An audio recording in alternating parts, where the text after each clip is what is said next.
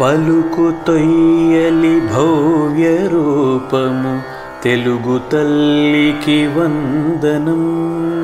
మార్గదేశీ సమ్మిళత్ బహు ప్రక్రియాభకు వందనం. సత్కవీశ్వర కల్పనారస దివ్య జలధికి వందనం. భావనా ప్రియ హృత్సరసు విహారి హంసికి వందనం. భావనా ప్రియ హృత్సరసు విహారి హంసికి వందనం.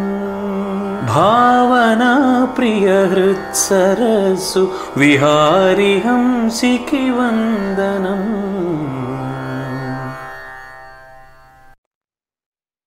గరికపాటి నరసింహారావు గారి సాగర ఘోష పుస్తకాన్ని సమీక్ష చేయడానికి శ్రీ దెందుకూరి రామకృష్ణ గారు చేస్తున్నారు. రామకృష్ణ గారు, మీకు స్వాగతం అండి.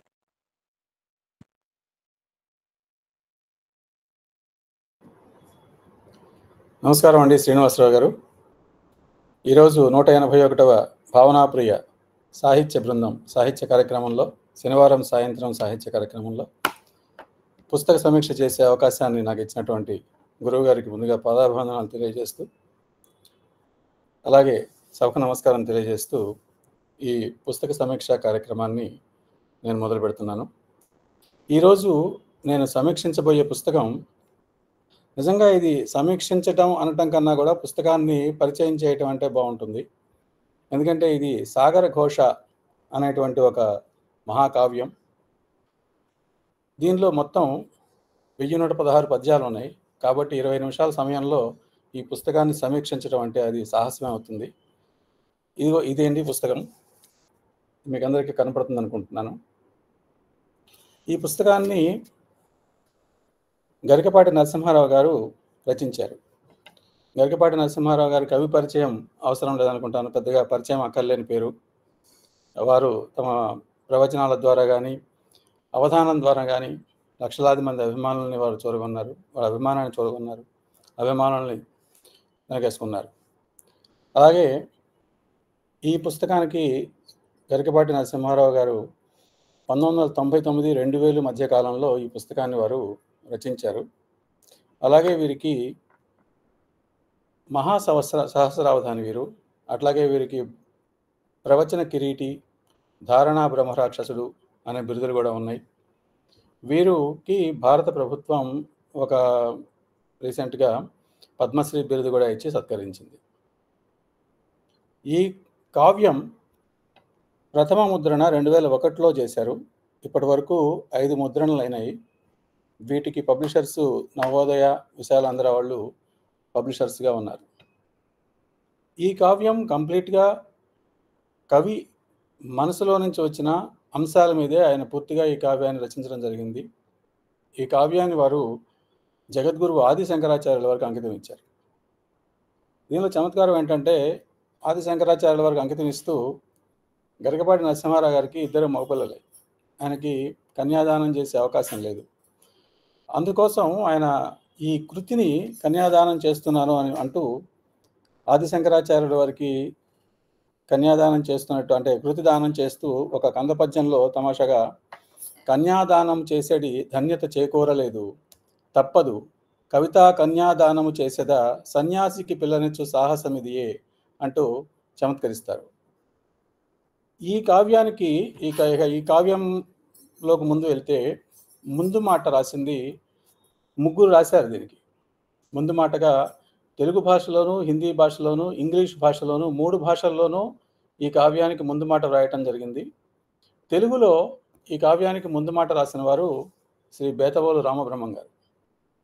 తరంగం, అంతరంగం అంటూ వీరు ముందు మాట రాశారు. అలాగే హిందీలో ఎం వెంకటరమణ గారు దీనికి ముందు మాటగాను, అట్లాగే ఇంగ్లీష్లో పోతా సత్యనారాయణ గారు దీనికి ముందు మాట రాయటం జరిగింది. ఈ ముందు మాటలో బేతవోలు రామబ్రహ్మం గారు గరికపాటి నరసింహారావు గారి కావ్యం గురించి మాట్లాడుతూ, పూర్తిగా ఒక కవి సూర్యకిరణాలను చంద్రకిరణాలుగా మార్చగలిగిన మహామాంత్రికుడు లేదా ఇంద్రజాలికుడు ఎవరో వారే కవి అంటూ కవి మనస్తత్వం ఎట్లా ఉంటుందనే దాని గురించి చాలా విపులంగా వర్ణించారు. అలాగే ఈ ఘోషంతా ఏమిటి? సాగర ఘోష పేరే వినటానికి చాలా బాగుంది. ఈ ఘోషంతా ఏమిటంటే ఆధునిక విజ్ఞాన శాస్త్రం, చరిత్ర, పురావస్తు పరిశోధనలు, త్రవ్వకాలు, ప్రాణకోటి ప్రవర్తనలు, మానవుల దాష్టీకాలు, ప్రకృతి అనుభవిస్తున్న గుండెకోత, భావితరాల అస్తిత్వ మీమాంసలు, ఇవన్నీ కలం పట్టి ఒక పద్య కావ్య రూపంలో మన ముందుంచింది గరికపాటి వారు. వారికి అభినందనలు అంటూ బేతవోలు రామబ్రహ్మం గారు వారి ముందు మాటలో ఈ పుస్తకాన్ని పరిచయం చేస్తూ వారు రాస్తారన్నమాట. ఆ తర్వాత స్వయంగా కవి గరికపాటి నరసింహారావు గారు వారి కావ్యం గురించి దీన్ని విశ్వకావ్యం అని అభివర్ణించారు. ఈ విశ్వకావ్యం ఎట్లా అయింది అని అంటే దానికి ఆయన చెప్పిన వివరణ, భూమి చరిత్రే దీని ఇతివృత్తం. దీనికి భూమి చరిత్ర, భూమి పుట్టినప్పటి నుంచి ఈ కావ్యం రాసేంత వరకు భూమి మీద జరిగిన అంటే ప్రపంచం మొత్తం జరిగినటువంటి అనేక వింతలు విశేషాలని ఆయన ఈ కావ్య రూపంలో, పద్య కావ్య రూపంలో తీసుకొచ్చారన్నమాట. దీనికి ప్రధానంగా దీనిని పర్యావరణ పద్య కావ్యం అని ఆయన చెప్పారు. పర్యావరణ పద్య కావ్యం అంటే పర్యావరణానికి సంబంధించినటువంటి విలువలు మనం మానవాళి ఎంతవరకు కాపాడుతున్నది అనే విషయం మీద ఎక్కువగా ఆయన నొక్కి పద్యాలు రాయటం జరిగింది. దీనికి ఆయన చెప్తారు, ఒకానొక ప్రౌఢ వయస్కుడైన కవి సాగర తీరంలో కూర్చొని సముద్రాన్ని వర్ణిస్తూ తన్మయ స్థితిలో ఉంటాడు. ఇంతలో ఒక పిల్ల కెరటం ఒడ్డుకు వచ్చి ఆ కవి ఒళ్ళో వాలుతుంది. ఒక పసిపాప తన ఒడిలోకి వచ్చి వాలినట్లుగా భావించి ఆ కవి ఆ కెరటాన్ని ప్రేమగా చేరదీస్తాడు. లాలిస్తూ దాని ఒళ్ళంతా నిమురుతూ ఉంటే దాని వీపంతా జిడ్డుగా ఉంటుంది, మడ్డిగా కనపడుతోంది. స్వచ్ఛంగా ఉండవలసిన నీటి కెరటాలు ఇట్లా ఉన్నాయేమిటి అని ప్రశ్నిస్తాడు. తాను ఇరాక్ తీరం నుండి కొట్టుకు వస్తున్నానని, సద్దాం హుస్సేన్ సముద్రంలో చమురు పారబోసినప్పటి నుంచే తన పరిస్థితి ఇలా అయిందని కెరటం వాపోతుంది.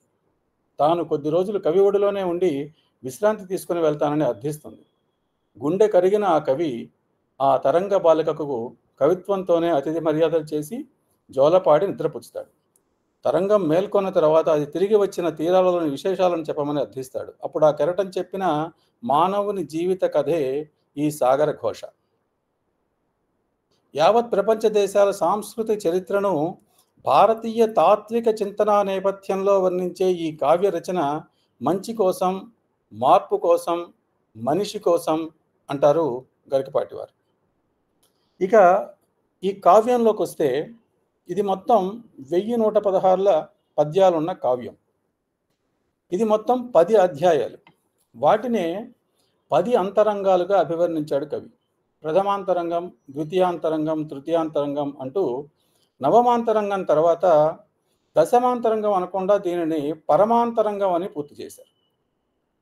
అట్లాగే ప్రతి అంతరంగంలోనూ 108 పద్యాలు, అవతారికలో 36 పద్యాలు, మొత్తంగా 1116 పద్యాలు ఆయన ఈ కావ్యంలో ఉంచడం జరిగింది. కవిత్వం ఎంత గొప్పదో ఆ కవికి తెలుస్తుంది. ఆ కవిత్వం రాసేటప్పుడు విసుగుండదు, ఇంకెంతైనా రాయాలనిపిస్తుంది అంటూ ఒక తేటగీతి పద్యంలో ఆ కవిత్వం గొప్పతనాన్ని, కవి ఆ కవిత్వాన్ని రాస్తున్నప్పుడు అతను పొందే అనుభూతిని ఒక తేటగీతి పద్యంలో చెప్తారు. అదొకసారి మీకోసం నేను చదువుతాను. 1000 పద్యములల్లినా విసుగు రాదు, ఏమి కావ్యములో ఇవి, ఏమో కానీ కవిత లేకున్న కాలము గడుచుటెట్లు, అట్టి కష్టము పగవారికైనా వలదు. పగవారికైనా అట్లాంటి కష్టం వలదు. ఎట్లాంటి కష్టం? కవిత రాయలేకుండా ఉండే కష్టం పగవారికైనా వలదు అంటూ ఆ కవికి ఉండే సాధారణమైన జిజ్ఞాస కవిత్వం మీద ఎలా ఉంటుంది అని ఆయన చెప్పారు. అలాగే ఇంకొక పద్యం అవతారికలోని పద్యమే, 1000 పద్యాలు ఒక్కసారిగా వికసిస్తే, మధురమైన మకరందం వాటిలో నుంచి స్రవిస్తే, దాన్ని స్వీకరించిన ఆకారమేదో నా కావ్యానికి ప్రాకారమైంది. ఆ మాధుర్యాన్ని అందుకున్న వాడిని మొదట నేను. మీరు కూడా ఈ మాధుర్యం, ఈ ఓదార్పు అందితే చాలు అంటూ ఒక శార్దూల పద్యంలో ఆ విషయాన్ని చాలా చక్కగా రాశారు. అది ఒకసారి చదువుతాను మీకోసం.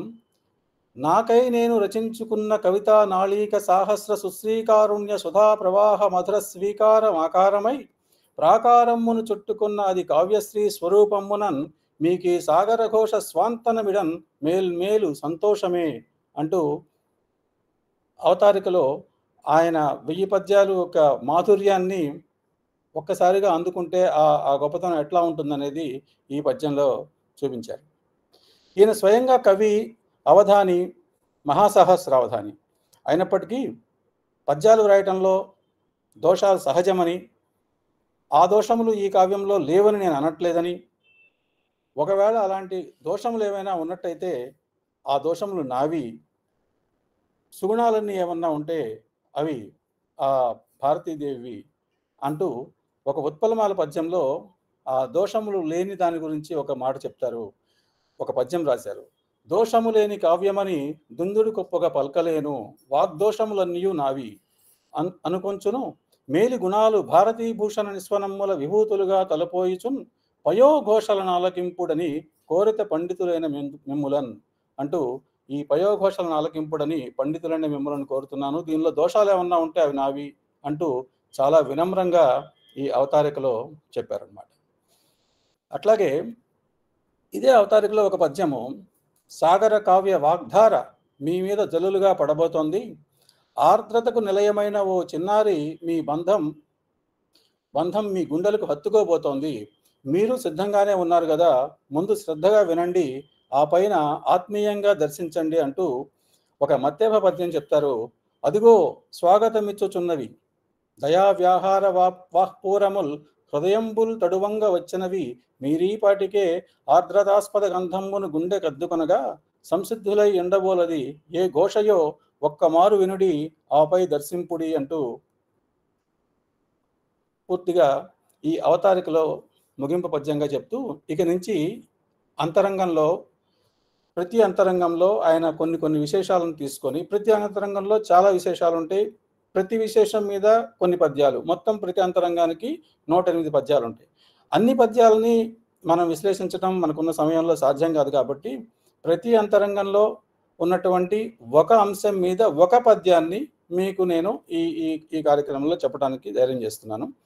ప్రథమాంతరంగంలో ఆయన సాగరాన్ని వర్ణిస్తున్నాడు. సాగరాన్ని వర్ణించడంలో ఎంత చమత్కారం, ఎంత ఊహ ఉందంటే, మిట్ట మధ్యాహ్నం వేళ ఆకాశంలో సూర్యుడు తీవ్ర తపస్సు చేస్తుంటాడట. తీవ్ర తపస్సు చేస్తుంటే ఆ తపస్సు తీవ్రతకి సముద్రంలోని నీళ్ళన్నీ ఆవిరైపోయి సముద్రంలో ఉన్న రత్న సంపదలన్నీ బయటపడతాయి. ఆ బయటపడ్డ రత్న సంపదలను చూచి మోజుపడి సూర్యుడు సాయంత్రానికి ఆ సముద్రంలోకి వాలిపోతూ ఆ సంపదలన్నీ తీసుకోవటానికి వ్యామోహం చెందుతాడు. అంటే సూర్యాస్తమయాన్ని, సముద్రంలోకి వాలిపోతున్న సూర్యాస్తమయాన్ని ఆయన ఊహ చూడండి.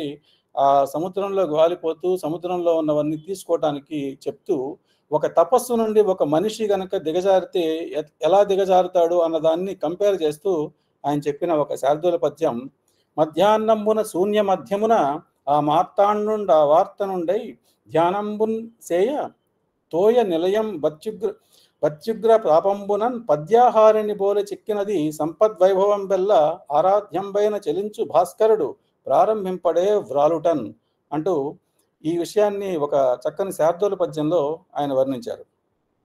ఇది ప్రథమాంతరంగంలో ఒక పద్యం తీసుకున్నాం. అలాగే ద్వితీయాంతరంగంలో పర్యావరణం మీద ఆయన అంటే చెట్లు, అడవుల్లో ఉన్న చెట్లకి మన వాళ్ళు కొట్టేస్తున్నారని, వాటి వల్ల పర్యావరణం దెబ్బతింటోంది, సరైన సమయంలో వర్షాలు పడట్లేదు అనే విషయాన్ని, తుఫాను గాలులను సైతం తట్టుకుంటున్నాయి, వాటి తిప్పలు పడుతున్నాయి, అవి వనాల్లో పెరుగుతున్నాయి, వాటిని మీ వ్యాపారం కోసం నిలువునా కూల్చేస్తున్నారు, అడవులు నశిస్తే వర్షాలు పడవనే విషయం మీకు తెలియదా అంటూ మన మానవాళిని ప్రశ్నిస్తూ ఒక పద్యం రాశారు. ఆ పద్యం, మీరే నారును నీరును పోసితిరి, తామే ఆకాశం పంటగా వేరుల్ నాలుకలట్లు సాచి జలముల్ పీల్చున్ తుఫాను గాలులను సైరంచున్ వనవృక్షములు తమరి కాంక్షాతృప్తికై కూలవే ఏ రీతిని చిరుజల్లు లేనిపడు మీరీ రీతి ఖండించినన్ అంటూ ఒక శార్దూల పద్యాన్ని, ఈ రీతిగా మీరు ఖండించుకుంటూ వెళ్ళిపోతే వనాలన్నీ నిర్వీర్యం అయిపోతాయి, ఆ తర్వాత వర్షాలు ఎలా పడతాయి, మానవాళ్ళు ఎలా జంతుజాలం మానవాళి మొత్తం పూర్తిగా ఎలా ఉంటుంది అని ఒక ఆవేదనని ద్వితీయాంతరంగంలో వారు పర్యావరణం మీద వెలుబుచ్చారు. అట్లాగే తృతీయాంతరంగంలో వారు తీసుకున్న అనేక విషయాల్లో ఒకటి తెలుగు భాష.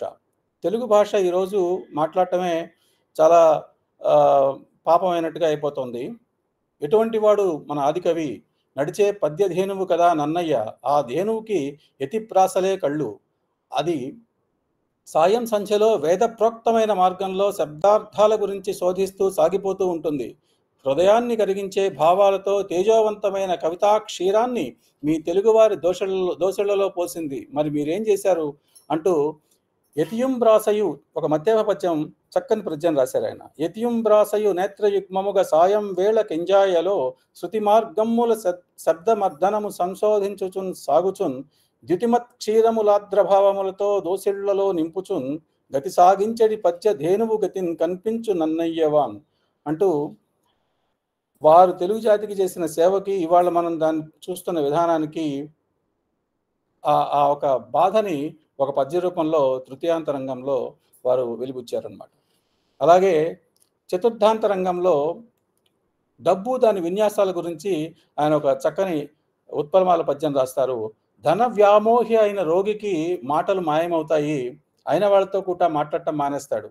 ఆప్తులు చులకనైపోతారు, కాలు మీద కాలు ఊగుతూనే ఉంటుంది, లేని దర్జా అంతా వస్తుంది.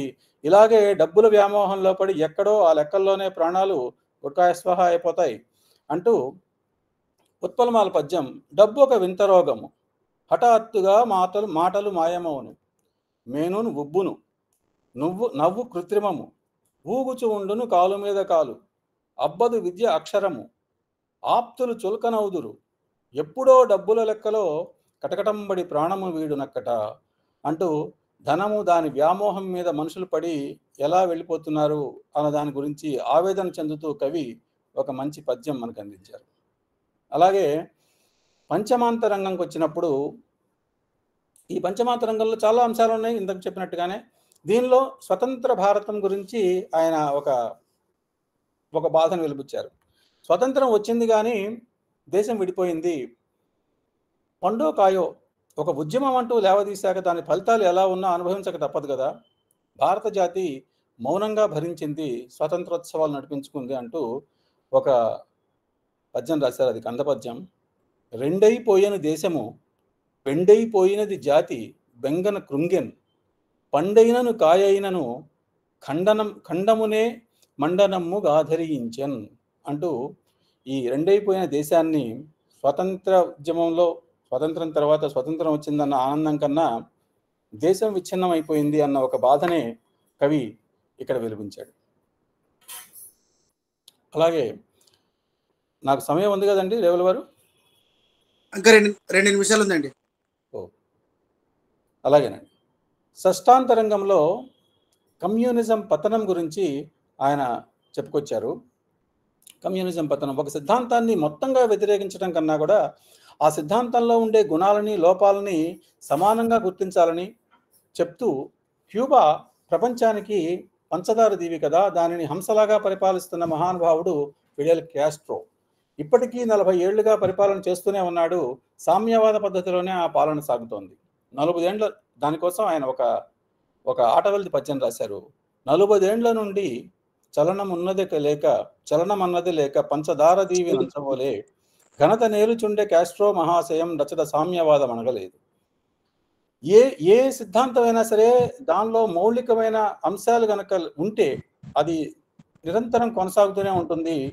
కాబట్టి సిద్ధాంతంలో మానవాళికి జనానికి కావాల్సినటువంటి మౌలిక అంశాలను సిద్ధాంతంలో పొందుపరచవలసిన అవసరం ఎంతైనా ఉన్నదని చెప్తూ సామ్యవాదం ఇంకా క్యూబాలో ఉన్నది కాబట్టి దానికి కారణం కావలసిన అంశాలన్నీ ఆ సిద్ధాంతంలో ఉన్నాయి అని చెప్పడం ఇక్కడ కవి ఉద్దేశం. అష్టమాంతరంగం కవితరంగం. ఇక్కడ ఒక చిన్న కవి ఊహ, సాగరం నుంచి వచ్చిన ఒక అల, ఒక కెరటం, అది వచ్చి ఒక పిచ్చుక గూడులోకి దూరింది. అంటే సముద్రపు ఒడ్డున ఉన్న ఇసుకలో ఒక పిచ్చుక గూడు చేసుకుంటే ఆ పిచ్చుక గూడులోకి ఆ కెరటం దూరిందిట. దానికి ఏముంది ఇసుక గూడు తప్ప. ఆ పిల్ల తరంగం చేపల తుఫాను వలలో చిక్కుకుందేమో అని కంగారు పడిపోతూ తీరానికి పరిగెత్తానంటూ ఆ ఆ సముద్రం మాట్లాడుతోందనమాట. వచ్చిన పిల్ల తరంగం వచ్చేసి గబక్కున ఆ ఇసుక గూడు కట్టుకున్న దానిలో ఉండిపోయింది. ఆ పిల్ల తరంగం గురించి సముద్రం బాధపడటం.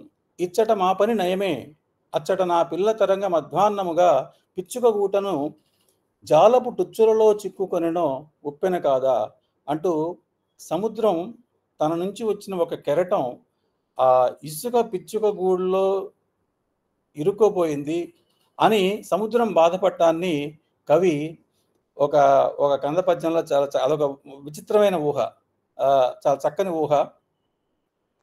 రామకృష్ణ గారు సమయం అయిపోయిందండి, నా దగ్గర అయిపోయింది. ఓకే, ఈ రకంగా మొత్తం 10 అంతరంగాల్లో కవి తన కావ్యాన్ని మొత్తం విశ్లేషించడం జరిగింది. ఈ రకంగా గరికపాటి వారి ఇది చాలా 1116 పద్యాలు. ఇవన్నిటినీ కూడా 1 by 1 మనం చదువుకుంటూ వెళ్ళాలంటే చాలా సమయం పడుతుంది. నాకు ఇచ్చిన సమయంలో సాధ్యమైనంత వరకు, ఇది మొదటిసారి యాక్చువల్గా నేను భావనాప్రియలో పుస్తక సమీక్ష చేయటం, సాధ్యమైనంత వరకు నా శక్తి కొలది నేను పుస్తక సమీక్ష చేయగలిగానని అనుకుంటున్నాను. గరికపాటి వారు చెప్పినట్టు తప్పులేమన్నా ఉంటే నావి, ఒప్పులన్నీ శారదాదేవి అన్నట్టుగానే ఇక్కడ కూడా తప్పులేమన్నా ఉంటే అవి పూర్తిగా నావి, ఒప్పులేమన్నా ఉంటే కావ్య రచయిత గరికపాటి వారివి, అట్లాగే అవకాశం ఇచ్చిన మన గురువు గారివి. ధన్యవాదాలు తెలియజేసుకుంటూ ఇంతటితో సెలవు తీసుకుంటున్నాను. నమస్కారం. ధన్యవాదాలు రామకృష్ణ గారు. మీరు మొదటిసారి పుస్తక సమీక్ష చేసినా కానీ చాలా చక్కగా చేశారు. మీరు మళ్ళీ ఇంకా చాలా పుస్తకాలను సమీక్ష చేయాల్సిందిగా విన్నవిస్తూ, గరికపాటి నరసింహారావు గారి సాగర ఘోషను మీకు ఇచ్చిన తక్కువ సమయంలోనే చాలా చక్కగా సమీక్ష చేశారు. ధన్యవాదాలు మరొకసారి. పలుకు తొయ్యలి భవ్య రూపము తెలుగు తల్లికి వందనం. మార్గదేశీ సమ్మిళత్ బహు ప్రక్రియాభకు వందనం. సత్కవీశ్వర కల్పనారస దివ్య జలధికి వందనం. భావనా ప్రియ హృత్సరసు విహారి హంసికి వందనం. భావనా ప్రియ హృత్సరసు విహారి హంసికి వందనం. భావనా ప్రియ హృత్సరసు విహారి హంసికి వందనం.